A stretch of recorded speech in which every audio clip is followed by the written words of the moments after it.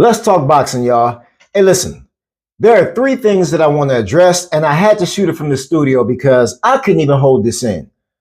I'm reading so much ignorance from quote unquote boxing fans that it's ridiculous. There are three situations that I'm going to address really quick, hopefully, really quick.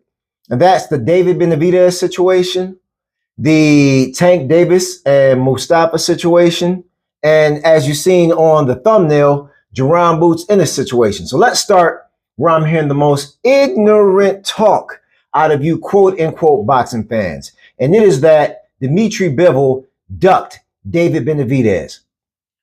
How?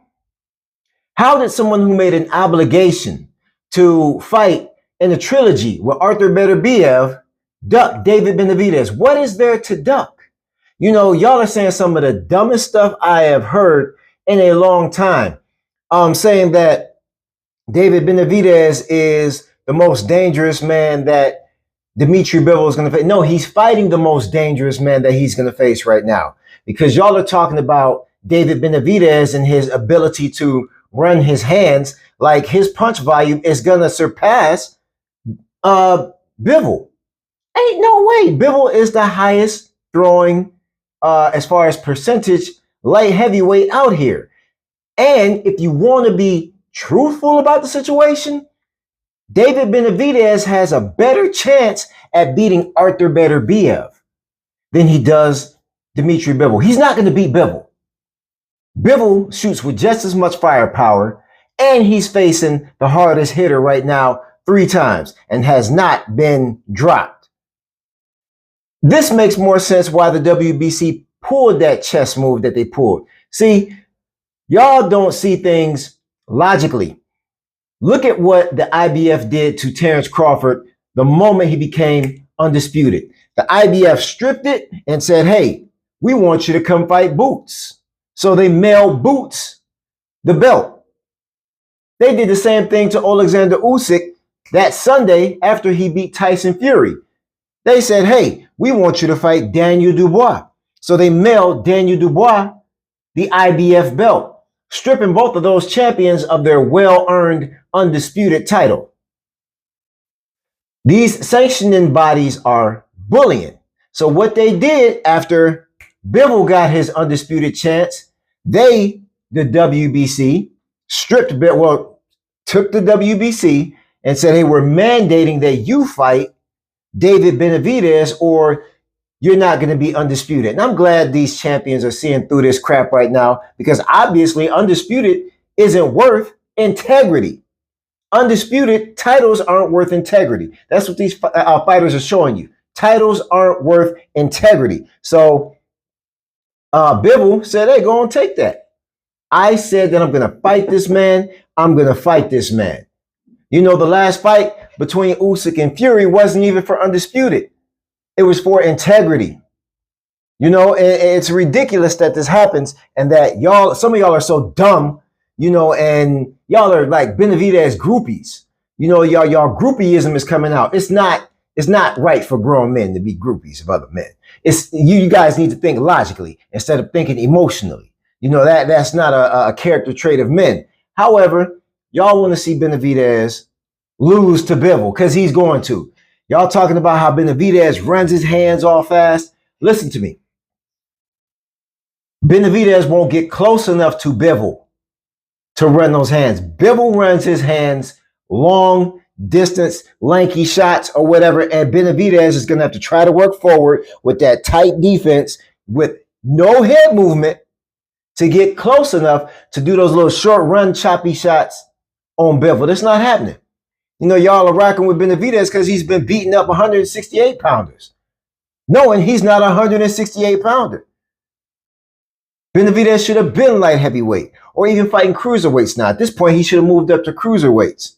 But y'all have put him on this pedestal for, you know, dominating smaller men. Y'all, man, stop the groupieism. So when I say that Benavidez has a better chance at beating Beterbiev than Bivol is because Beterbiev doesn't throw his shots as far out as Bivol does. Beterbiev waits till you get a little closer, or he smothers closer.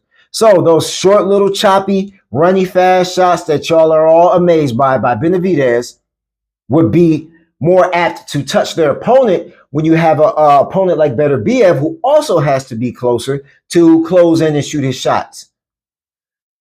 Benavidez is going to struggle to get past Bivol's long, lanky hooks, jabs, 1-2s, body shots.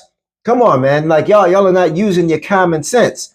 Benavidez has a better chance against Beterbiev, which explains further why the WBC pulled that move. As soon as Beterbiev lost, oh man, we're going to go ahead and ice him out because of his age. Because that's what they tried to do. Tried to ice him out because of his age.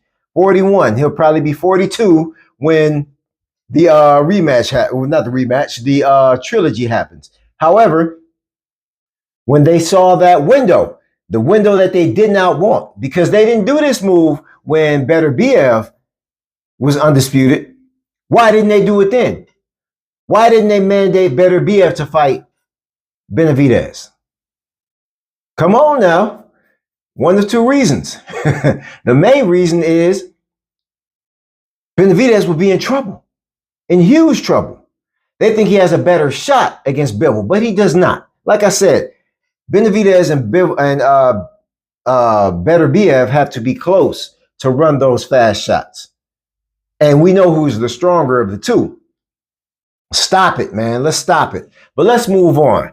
All right, so it's been seen that Tank Davis is back in camp, and the misguided headlines are saying that he is now training under Coach Mustafa Meekins in Atlanta, Georgia, or they're around the Atlanta area. I don't think he's directly in Atlanta or whatever. But yeah, he's still with Calvin Ford. You know, he even went to Mustafa during his last couple of fights just a few times. I don't know what they're working on, getting some extra help or whatever the case is. But he's not under Mustafa, like as far as a head coach. Now, what benefit it adds, I don't know, because I'm personally not a fan of Mustafa's training style. I believe he trains all his fighters the same. I've heard him make comments about the high guard, as far as him thinking the high guard is no good or whatnot. And he also, teaches his guys to sustain a lot of punishment. So I don't know if that's an asset, if it's a drawback, or I don't even know what they're working on. So I don't know enough about it to comment on it. But as far as, what I take from it, they're working on something. I hope Tank doesn't go out there and, drop to the old school joint, because Mustafa's an old school loyalist as far as his training style, which, hey, if it works for you and your guys, that's cool, but I'm just not a personal fan of that. I don't think you got to go in there and get your head beat in to take wins or whatnot, or to, come out with the win. I think Tank already has proven that he has a championship material coach in Calvin Ford, and he should stick with Calvin Ford.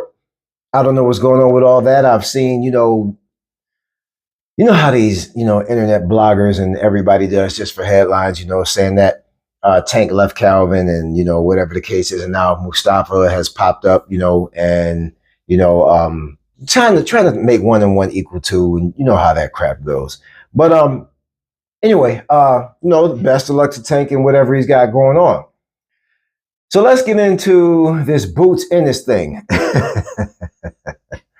Listen, man, this is one thing I can't stand about the current state of boxing, okay? Fight at what you weigh. Boots Ennis looks sick. Devin Haney does the same thing. Devin Draney does the same thing. Quit draining yourself. Fight at what you weigh. What are you avoiding? Boots looks like he's getting ready to go down and fight anyway at 122. It's no wonder him and Stanley Onis, when they stood toe-to-toe, he couldn't say nothing because he damn near would have passed out. What are we doing here, man? Bring back the night of the fight weigh-ins. When I was growing up, the weigh-in happened the night of the fight. They went straight from the scales to the ring. There was no draining. There was no rehydration. There was none of that. they were going 15 rounds. So you went straight from weighing what you officially weigh to taking your tail to the ring and boxing it out with that man across the ring from you. Nowadays, you get to drain, look like a raisin, weigh like a raisin, and then hydrate up 15, 20, 25 pounds, whatever you do. Benavidez, Haney, Boots, whoever else. A whole bunch of them do it, man. Fight at what you weigh. Fight at what you weigh. Stop pulling that bodybuilding stuff. That stuff bodybuilders do. You know, get on stage, dry as a raisin and pose and, you know, all of that crap or whatever. This is boxing, man. Fight at what you weigh. And like, stop that, man. It's looking like Boots needs to move up and fight Benavidez. You know, man, I don't know what Boots walks around at or whatever. But that's not his true weight. The man looks sick. He looks like Skeletor. Like Devin Haney looks like Skeletor. They look like skeletons when they get on that scale, man. Stop the politics. Stop the politics. Stop the groupieism with this Bivol Benavidez talk. No, Bivol is a man of integrity. Just like Alexander Usyk was a man of integrity. And just like Errol Spence and Bud Crawford. Bud Crawford would have honored that fight again with Errol Spence. You know, when you put all the belts on the line, you gotta run it back. You should run it back. You know, stop with the groupieism. Stop it, man. It's sickness. Stop it. Hopefully you like this video. Like, comment, share, subscribe. Let me know what you think. Are you still a groupie? Are you still thinking emotional or are you thinking logically now? I'll holler at y'all. Let's talk boxing.